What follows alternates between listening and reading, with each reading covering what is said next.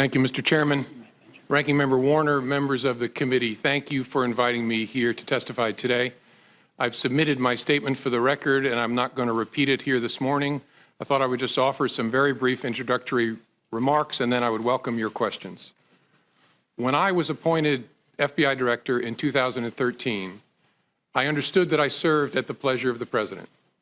Even though I was appointed to a 10-year term, which Congress created in order to underscore the importance of the FBI being outside of politics and independent, I understood that I could be fired by a president for any reason or for no reason at all. And on May the 9th, when I learned that I had been fired, for that reason, I immediately came home as a private citizen.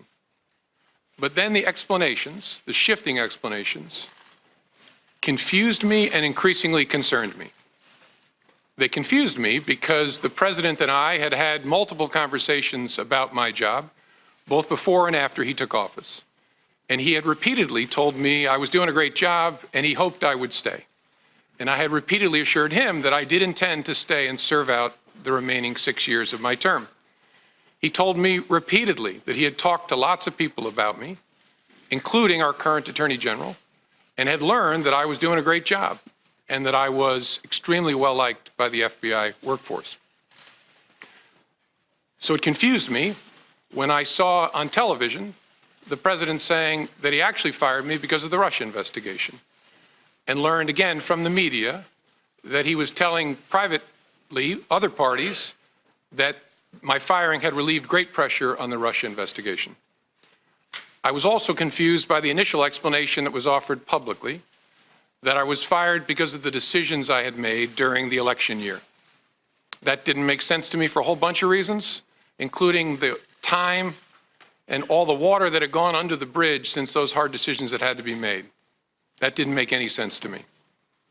And although the law required no reason at all to fire an FBI director, the administration then chose to defame me and, more importantly, the FBI by saying that the organization was in disarray, that it was poorly led, that the workforce had lost confidence in its leader.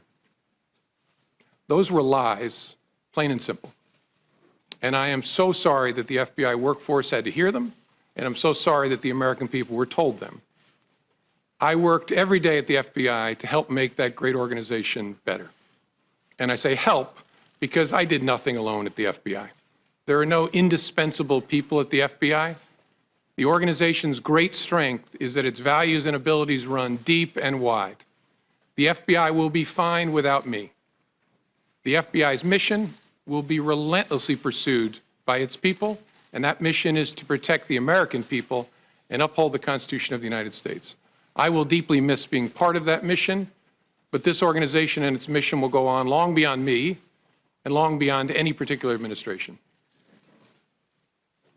I have a message before I close for my former colleagues of the FBI, but at first I want the American people to know this truth. The FBI is honest, the FBI is strong, and the FBI is and always will be independent. And now to my former colleagues, if I may.